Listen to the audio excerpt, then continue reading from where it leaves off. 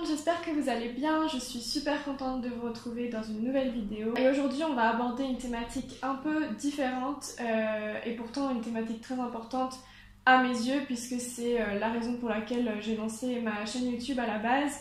Donc aujourd'hui on va parler d'écriture. Pour ceux qui ne me connaissent pas, je m'appelle Yuna Aliou, j'ai 21 ans et je suis jeune auteure. En 2017 j'ai publié un roman à l'âge de 16 ans qui s'appelle Le temps qu'elle passe. Et je vais vous mettre un lien en description pour ceux que ça intéresse. Je vais vous afficher la couverture, je sais pas trop où, sur ma tête si jamais il n'y a pas de place sur l'écran. Et donc je travaille actuellement sur un deuxième roman avec une maison d'édition. Rien n'est encore sûr, je n'ai encore rien signé pour l'instant avec eux, donc c'est pour ça que je ne vais pas vous donner le nom de la maison d'édition. Donc pour une première vidéo écriture, j'ai décidé de vous emmener avec moi pendant une semaine dans mon quotidien de vie d'auteur. Mais avant de commencer, n'hésitez pas à vous abonner à la chaîne si le contenu vous plaît et à laisser un petit like sur la vidéo. Ça me fait très plaisir et ça me motive aussi à vous proposer d'autres contenus. Donc si vous êtes prêts, c'est parti!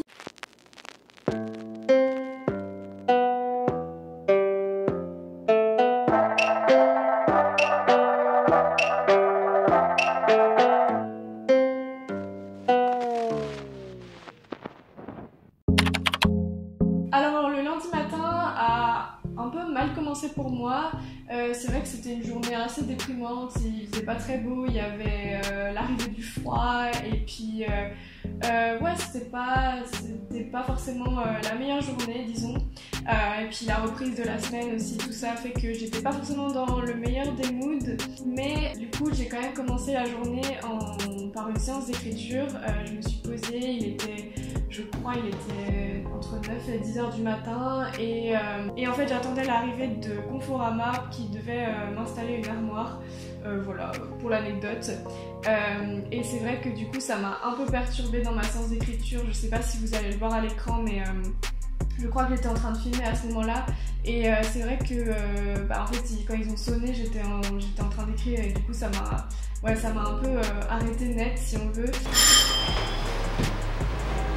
Et du coup après j'ai eu un peu de mal à me remettre à écrire. J'ai essayé d'écrire pendant qu'ils s'installaient l'armoire, mais vous pouvez vous imaginer que c'était très compliqué de se concentrer quand il y a des gens qui sont en train de juste d'installer l'armoire à côté de vous. J'ai quand même écrit je pense pendant une petite heure et puis après je suis passée à autre chose parce que j'arrivais juste pas à me concentrer. Alors l'après-midi j'ai travaillé sur un projet qui n'a rien à voir avec l'écriture. Pour ceux qui le savent pas, je suis diplômée d'une licence en cinéma et il y a 2 ans en fait, pendant que je faisais mes études, j'ai participé à un projet filmé qui en fait a été arrêté brusquement à cause du confinement et du coup je voulais quand même rendre quelque chose à la structure en fait qui m'a accueillie et qui m'a fait confiance pour ce projet. Donc pour des raisons de droit d'auteur, je ne peux malheureusement pas vous montrer les images que j'avais tournées ni le rendu final. C'est un projet qui a été tourné dans une école maternelle, donc vous comprenez bien que voilà, je peux pas vous montrer les visages des enfants, etc.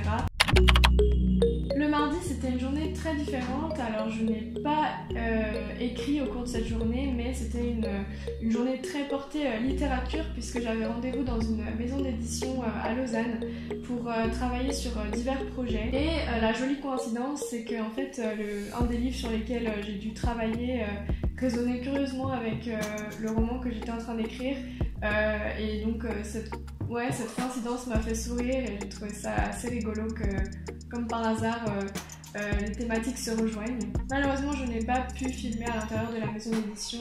De toute façon toute l'après-midi j'étais installée à un bureau et puis j'ai vraiment travaillé sur les divers projets. Donc voilà. Juste avant de démarrer une nouvelle séance d'écriture, je voulais juste vous montrer ces 2 cartes postales que j'ai trouvées en Suisse. Donc c'est des vieilles cartes postales et ce que je vais faire c'est que je vais les envoyer à 2 de mes amis en France. Cette carte postale là c'est un lieu en Suisse où je suis allée, c'est Neuchâtel, une très jolie ville en Suisse. Mais l'autre carte postale c'est un lieu où je n'ai jamais été. Donc c'est à Rome tout simplement et c'est à Rome mais je pense dans les années 80 et du coup je trouvais ça drôle d'acheter une carte postale et de décrire une ville où je n'ai jamais été. Donc ce que je vais faire, c'est que je vais écrire ces cartes postales là et après je me mettrai à écrire, à continuer mon roman.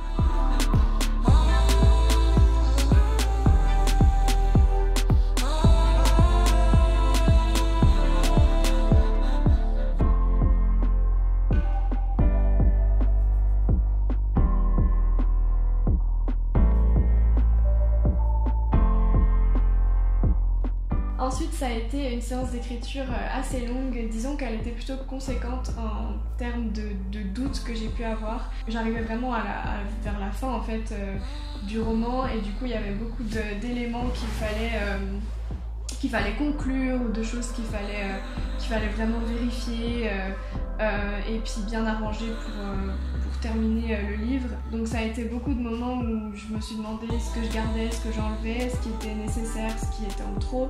Donc ouais, c'est des séances d'écriture qui sont peut-être pas des séances où on écrit beaucoup, mais des séances où on passe beaucoup de temps à relire, revenir en arrière, vérifier le plan, etc. Pour ceux qui travaillent avec un plan. Pour les autres auteurs, ce serait différent, je pense, mais en tout cas, pour moi, j'avais vraiment besoin de vérifier ce que je faisais et que tout tenait la route en fait.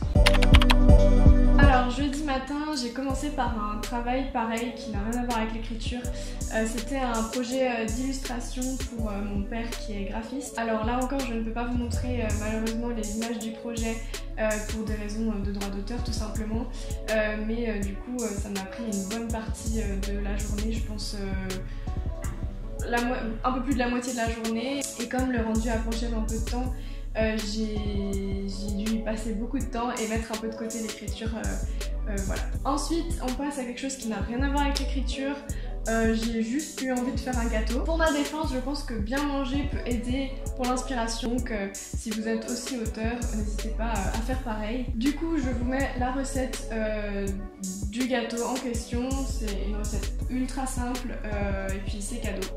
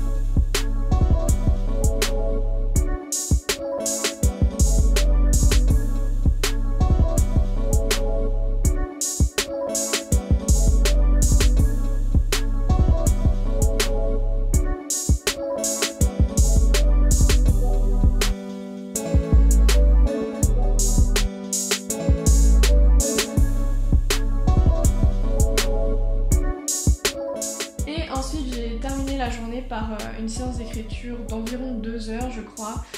Pareil, je savais que j'arrivais bientôt à la fin, donc ça a été pas mal de réécriture, de relecture et puis de l'avancée pour les dernières pages à écrire.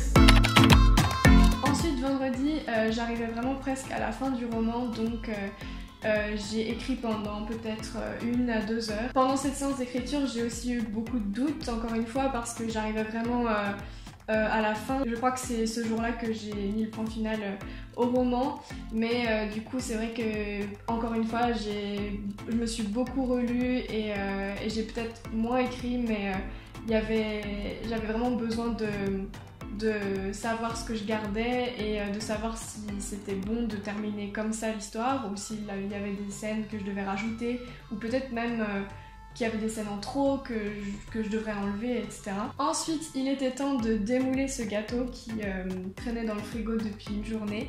C'est vrai que je suis un peu déçue par le rendu.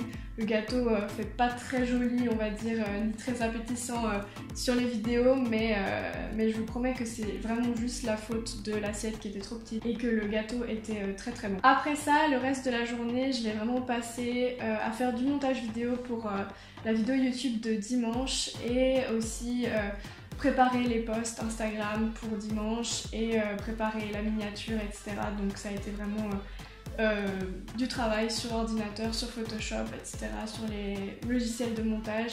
Et j'avais un peu de retard, donc j'ai vraiment essayé de rattraper tout ça.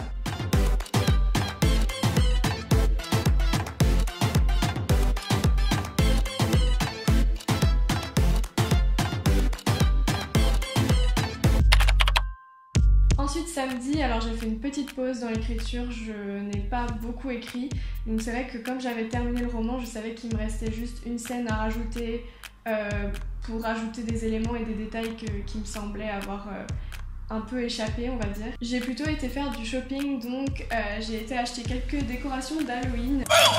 Candy's no good for you. It'll rot your teeth. Candy's no good for you. It'll rot your teeth. Hey, no fair. I was gonna eat that piece. Je vous ai filmé quelques petits achats et puis je pense que certains vont se retrouver dans un décor d'une des vidéos YouTube prochaines. J'ai aussi commencé à regarder la série Squid Game dont tout le monde parle et en fait j'ai été plutôt surprise. C'est une très bonne série je trouve, donc je sais pas ce que vous en avez pensé. Est-ce que vous trouvez que tout le monde en parle trop ou est-ce que vous trouvez que c'est une très bonne série? Vous pouvez me le dire dans les commentaires, je serais très heureuse de discuter avec vous sur l'avis de cette série. Et avant d'aller dormir, je me suis quand même posée devant mon ordi pour terminer cette dernière scène. En fait, c'était pas une dernière scène, mais en tout cas cette scène que je voulais rajouter dans le livre pour avoir plus de détails et pour que ce soit plus compréhensible. Pour vous donner un peu plus d'explications sur ce livre, c'est la 3e version en fait que je fais. Donc comme c'est une réécriture, il y avait beaucoup de passages que j'avais déjà écrit, beaucoup de choses qui étaient déjà là et qu'il fallait reprendre ou alors qu'il fallait enlever. Et ce qui était très dur en fait, c'était aussi de savoir quoi garder, quoi enlever, qu'est-ce qui était nécessaire, qu'est-ce qui n'allait plus, voilà, comment parfois réutiliser des choses que j'aimais bien mais qui ne marchaient plus dans cette nouvelle version. Donc c'était plutôt, disons, un travail de réflexion et de tri et après un travail, si on veut, de réécriture par-dessus et puis d'ajout de passages. Donc c'était plutôt un travail de collage en fait, si on veut.